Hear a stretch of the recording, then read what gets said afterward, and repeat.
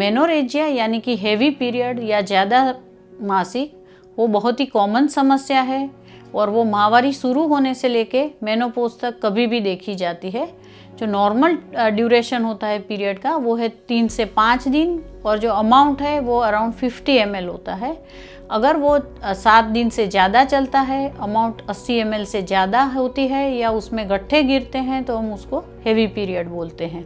तो सबसे कॉमन कारण जो है वो है हार्मोनल इम्बैलेंस, स्त्रियों के हार्मोन में इम्बैलेंस, थायराइड की प्रॉब्लम और पीसीओडी की समस्या।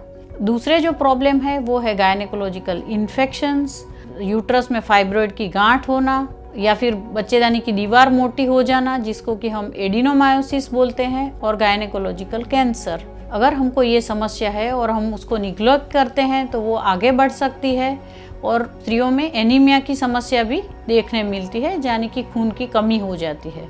तो अगर आपको हेवी पीरियड की समस्या है तो आपको तुरंत ही गायनेकोलॉजिस्ट का संपर्क करना चाहिए। Gynaecological checkup, ultrasonography, thyroid hormone के टेस्ट कराना चाहिए। अगर कोई केस में ज़रूरत होती है तो डॉक्टर डीएनसी के लिए भी एडवाइस करते हैं, जिससे कि हमको मेनोरेजिया का कारण जानने मिलता है और हम कैंसर को रूल आउट कर सकते हैं।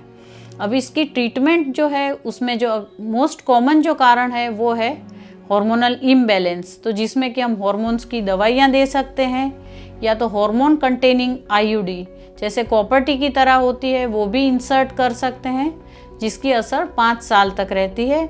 दूसरी भी कोई नॉन इन्वेजिव टेक्निक्स है जैसे कि थर्मल बलून एब्लेशन या तो फिर बच्चेदानी का ऑपरेशन भी कर सकते हैं। अगर बच्चेदानी में गांठ है तो उसमें भी मेडिकल ट्रीटमेंट दे सकते हैं, खाली गांठ निकाल सकते हैं जिसको कि हम मायोमेक्टोमी बोलते हैं, या तो फिर पूरी बच्चेदानी भी निकाल सकते हैं अगर फैमिली कंप्लीट हो गया हो तो। इन्फेक्शन है तो उसकी ट्रीटमेंट देते हैं। अगर कैंसर है तो वो अर्ली स्टेज में डिटेक्ट होने पर उसकी पूरी ट्रीटमेंट हो सकती है। अगर आपको हेवी पीरियड की समस्या है तो आपको तुरंत उसका निदान और ट्रीटमेंट करवानी चाहिए। Thank you.